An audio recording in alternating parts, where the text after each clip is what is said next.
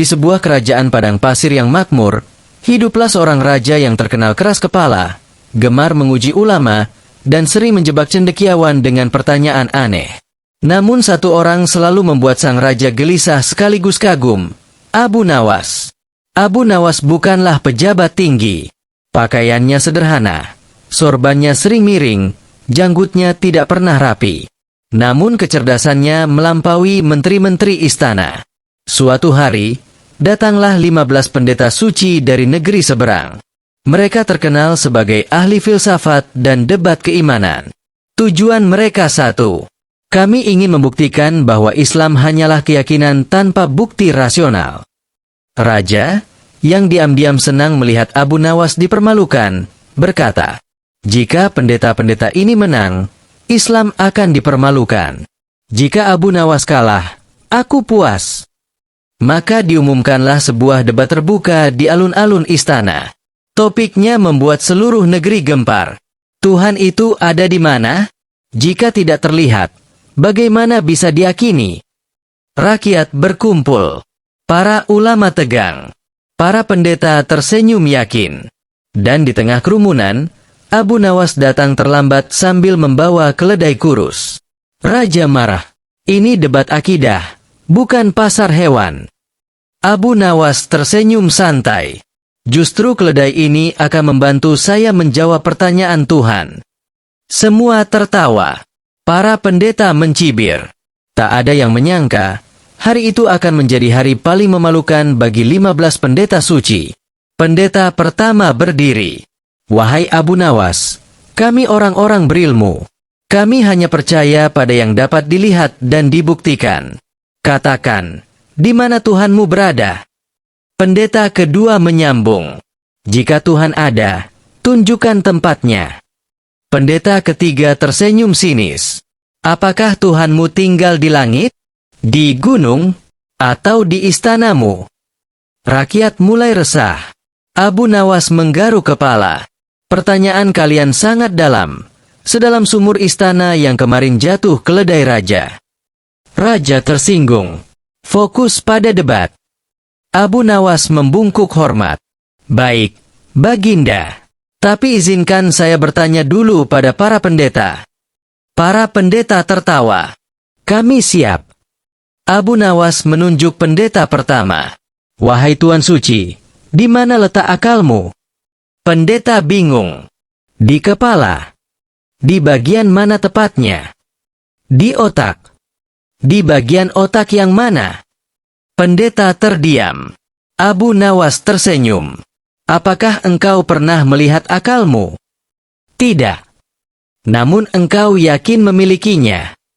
Iya, karena aku berpikir. Abu Nawas mengangguk puas. Jadi, sesuatu yang tidak terlihat tetap ada karena dampaknya dapat dirasakan. Rakyat mulai berbisik. Pendeta kedua maju cepat. Itu perumpamaan lemah. Abu Nawas santai. Tenang, aku baru memanaskan air, belum memasak. Abu Nawas menunjuk pendeta kedua. Pernahkah engkau melihat angin? Tidak. Tapi kau yakin ada? Ya, karena daun bergerak. Abu Nawas mengangguk. Pernahkah engkau melihat cinta? Pendeta terdiam. Tidak. Namun engkau menikah. Pendeta memerah. Rakyat tertawa. Abu Nawas menepuk dada. Kalian percaya pada angin dan cinta yang tak terlihat, tapi menolak Tuhan karena tidak terlihat. Pendeta mulai gelisah. Pendeta ketiga berseru. Kalau Tuhan ada, pasti butuh tempat. Abu Nawas mengambil kendi air. Wahai pendeta, apakah ikan hidup di air? Ya. Apakah air berada di dalam ikan? Pendeta berpikir. Tidak. Apakah ikan berada di dalam air? Ya. Abu Nawas tersenyum. Maka tidak semua yang ada harus berada di dalam sesuatu. Ada yang meliputi, bukan diliputi. Rakyat mulai takbir pelan. Abu Nawas membawa keledainya ke tengah. Wahai para pendeta, kalian melihat bayangan keledai ini? Ya. Bisakah kalian menangkap bayangannya? Tidak. Apakah bayangan itu ada? Ada. Abu Nawas mengangkat alis. Kalian percaya bayangan, tapi menolak Tuhan. Raja mulai tersenyum diam-diam. Abu Nawas bertanya, jika kalian melihat istana megah, apakah kalian berkata, istana ini terjadi sendiri karena angin dan pasir? Pendeta serempak, tidak, pasti ada pembuatnya. Abu Nawas mengangkat tangan. Jika istana kecil saja ada pembuatnya, bagaimana dengan alam semesta yang jauh lebih sempurna? Pendeta keempat terdiam. Abu Nawas mengeluarkan jarum. Jarum ini kecil. Jika aku melemparkannya ke pasir, sulit ditemukan. Ia menunjuk langit. Bagaimana mungkin alam semesta yang teratur terjadi tanpa perancang? Pendeta kelima mulai berkeringat. Pendeta keenam berbisik, logikanya kuat. Pendeta ketujuh berkata, ini bukan lelucon biasa. Pendeta kedelapan, kita mulai terpojok. Abu Nawas berkata pelan, jika Tuhan tidak ada, mengapa setiap manusia di dunia, bahkan yang ateis, berdoa saat pesawat jatuh? Rakyat tertawa keras. Para pendeta terdiam. Pendeta tertua maju. Wahai Abu Nawas, kami kalah dalam logika. Ia menunduk. Ajarkan kami tentang Tuhanmu. Abu Nawas tersenyum lembut. Islam mengajarkan Tuhan tidak serupa makhluk. Dia tidak butuh tempat, karena dia pencipta tempat. Walau sebagian pendeta sudah mulai goyah, masih ada beberapa yang belum rela kalah. Pendeta ke-11 berdiri dengan wajah kaku. Wahai Abu Nawas, semua perumpamaanmu hanya logika. Tapi logika bisa menipu. Jika Tuhan ada, mengapa tidak dia perlihatkan dirinya saja agar semua manusia langsung percaya? Rakyat kembali tegang. Abu Nawas menguap kecil. Pertanyaan bagus. Tapi izinkan saya bertanya lebih dulu. Pendeta mengangguk yakin. Silakan. Abu Nawas menunjuk mata pendeta itu. Apakah engkau bisa menatap matahari tepat di siang hari? Tidak. Mataku akan buta. Abu Nawas mengangguk. Apakah matahari itu ada? Tentu saja. Abu Nawas tersenyum. Jika makhluk kecil seperti mata manusia tidak sanggup melihat matahari, bagaimana mungkin makhluk lemah seperti kita sanggup melihat sang pencipta matahari? Rakyat berseru kagum. Pendeta itu terdiam. Pendeta ke-12 maju. Kami hanya percaya pada yang bisa dipahami akal. Abu Nawas langsung menyambar. Apakah engkau memahami sepenuhnya bagaimana jiwamu bekerja? Pendeta terdiam. Apakah engkau mengerti bagaimana mimpi terbentuk? Pendeta menggeleng. Apakah engkau mengerti bagaimana sel otak menyimpan ingatan masa kecilmu? Pendeta semakin pucat. Abu Nawas berkata tenang. Jika otakmu sendiri tak kau pahami sepenuhnya, mengapa engkau menuntut memahami Tuhan yang maha tak terbatas? Raja mengangguk-angguk puas. Pendeta ke-13 berdiri. Kalau Tuhan ada, sejak kapan dia ada? Abu Nawas tersenyum kecil. Sejak kapan angka 1 ada? Pendeta bingung. Angka 1 tidak punya awal. Abu Nawas mengangguk. Begitu pula Tuhan. Segala yang diciptakan punya awal. Yang menciptakan tidak memerlukan awal. Pendeta itu terduduk lemas. Pendeta ke-14 berkata, kami melihat kejahatan di dunia. Jika Tuhan ada, mengapa ada kejahatan? Abu Nawas bertanya balik. Apakah gelap itu sesuatu? Ya. Jika lampu dinyalakan, kemana perginya gelap? Pendeta terdiam. Abu Nawas berkata, gelap bukan makhluk, tapi ketiadaan cahaya. Begitu pula kejahatan, bukan ciptaan Tuhan, tapi akibat manusia menjauh dari kebaikan. Rakyat bersorak. Pendeta ke-15, yang paling keras, maju terakhir. Semua ini hanya kata-kata indah. Abu Nawas menatapnya lembut. Wahai pendeta, jika engkau menemukan jam di padang pasir, apakah engkau berkata jam itu tercipta sendiri? Tidak. Jika jam saja butuh pembuat, bagaimana mungkin alam semesta tidak? Pendeta itu menunduk lama.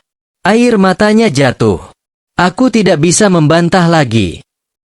Kemenangan Abu Nawas atas 15 pendeta suci menyebar lebih cepat dari angin padang pasir. Di pasar, para pedagang berkata, jika para pendeta besar saja kalah, berarti kebenaran Islam memang kuat. Di desa-desa, orang-orang berdiskusi hingga larut malam. Selama ini kita beriman karena ikut-ikutan. Sekarang kita paham alasannya. Bahkan di negeri para pendeta, kabar itu mengguncang madrasah-madrasah filsafat. Sebagian murid mereka mulai membaca Al-Quran diam-diam. Namun, ketenaran selalu mengundang iri hati. Para pejabat licik istana merasa tersaingi. Mereka membisikkan pada raja, Baginda, Abu Nawas terlalu berpengaruh. Rakyat lebih percaya padanya daripada istana. Raja terdiam. Malam itu, Abu Nawas dituduh menyihir para pendeta dengan ilmu hitam. Ia dipanggil ke istana. Raja bertanya dingin, benarkah engkau memakai sihir? Abu Nawas tersenyum tenang. Jika saya bisa menyihir, Baginda pasti sudah berubah jadi keledai sejak dulu. Raja tertawa tak kuasa menahan diri. Fitnah runtuh seketika. Namun raja masih ingin menguji. Abu Nawas, jika engkau benar-benar bijak, buktikan bahwa iman lebih kuat dari pedang. Ia memerintahkan, besok engkau harus membuat seorang pencuri kelas berat bertobat hanya dengan kata-kata. Abu Nawas mengangguk. Di penjara, Abu Nawas bertemu perampok kejam. Mengapa kau merampok? Aku lapar. Pernahkah kau mencuri saat kenyang? Perampok terdiam. Abu Nawas berkata lembut, yang membuatmu jahat bukan perut, tapi putus asa pada Tuhan. Air mata perampok jatuh. Aku ingin berubah. Esoknya, ia bertobat di hadapan rakyat. Raja tercengang. Beberapa bulan setelah debat besar itu, rombongan asing kembali memasuki negeri padang pasir. Rakyat gempar. Para pendeta itu datang lagi. Namun kali ini mereka tidak membawa sikap sombong. Mereka datang dengan pakaian sederhana, wajah teduh, dan langkah penuh hormat. Pendeta tertua berkata di hadapan raja, "Wahai raja, kami datang bukan untuk berdebat, tapi untuk belajar." Raja terkejut. Belajar pada siapa? Pendeta itu menunduk ke arah Abu Nawas.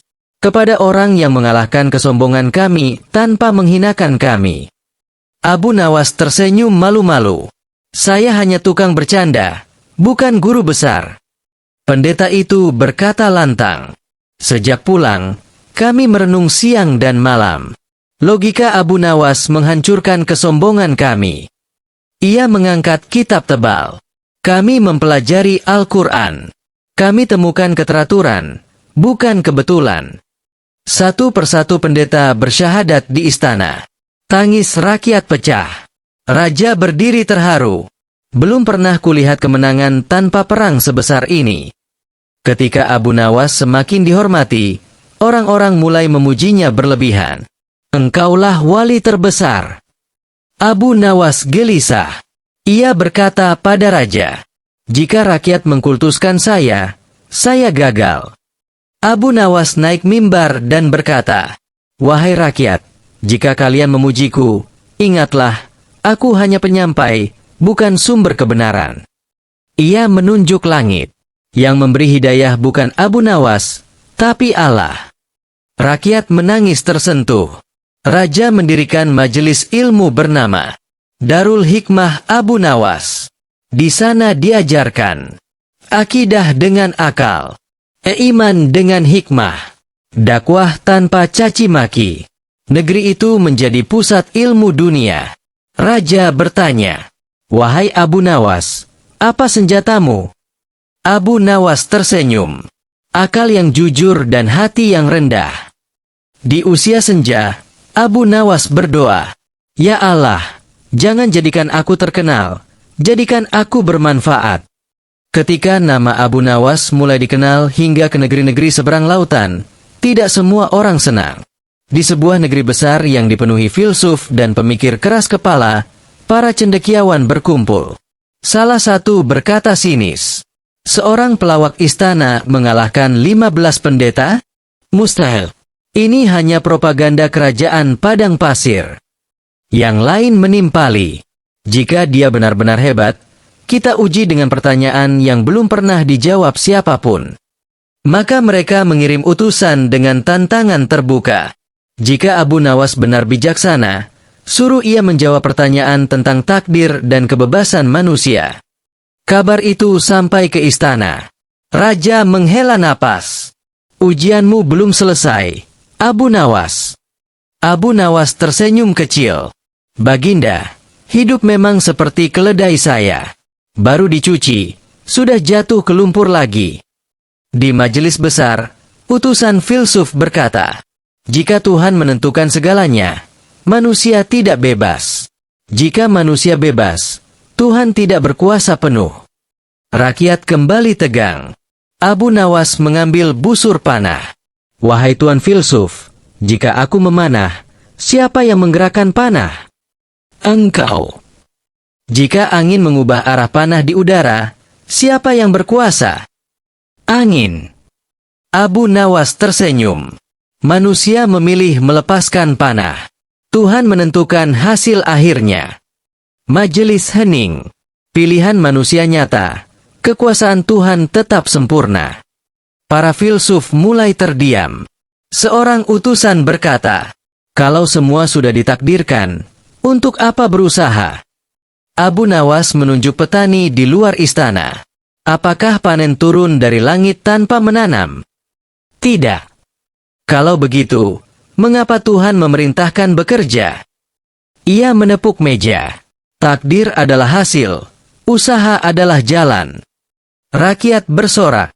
Seorang filsuf keras kepala berkata, "Kalau aku ditakdirkan masuk neraka, aku tidak salah."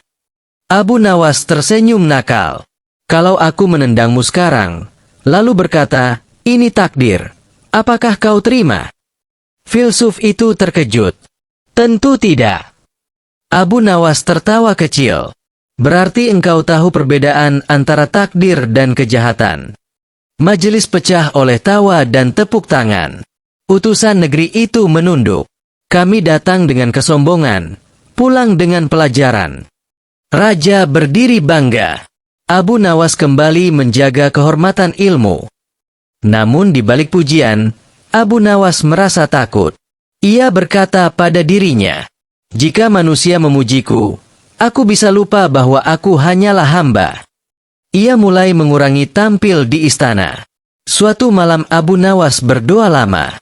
"Ya Allah, jika ketenaranku mendekatkanku pada kesombongan, ambillah semua itu dariku." Keesokan harinya, Abu Nawas menghilang. Rakyat gempar. Istana panik. Raja memerintahkan pencarian ke seluruh negeri. Akhirnya Abu Nawas ditemukan di desa terpencil, mengajar anak-anak yatim membaca Al-Quran. Raja terharu. "Mengapa engkau pergi?" Abu Nawas menjawab, "Karena aku takut dikenal manusia, tapi dilupakan Tuhan. Hari ini aku belajar, kebijaksanaan sejati adalah takut pada pujian." Abu Nawas kembali ke istana, namun bukan sebagai tokoh besar. Ia memilih duduk di barisan belakang majelis. Jika ditanya, ia berkata, "Saya hanya tukang cerita." Murid-muridnya mencatat ajarannya. Gunakan akal untuk mencari kebenaran. Gunakan hati untuk menjaganya. Kitab itu menyebar ke seluruh dunia Islam. Di usia senja, Abu Nawas jatuh sakit. Raja datang menjenguk. "Apakah engkau takut mati?" Abu Nawas tersenyum. "Saya takut hidup tanpa makna, bukan takut mati." Sebelum wafat, ia berkata, "Jika suatu hari orang memujiku, katakan pada mereka, Abu Nawas hanya menunjukkan jalan, bukan tujuan." Ketika Abu Nawas wafat, negeri padang pasir berkabung. Raja menangis di hadapan rakyat. "Hari ini kita kehilangan cahaya, akal dan iman." Kisah Abu Nawas diajarkan di madrasah, masjid, dan istana. Bukan sebagai pelawak, tapi sebagai simbol bahwa iman dan akal tidak bertentangan, tapi saling menguatkan.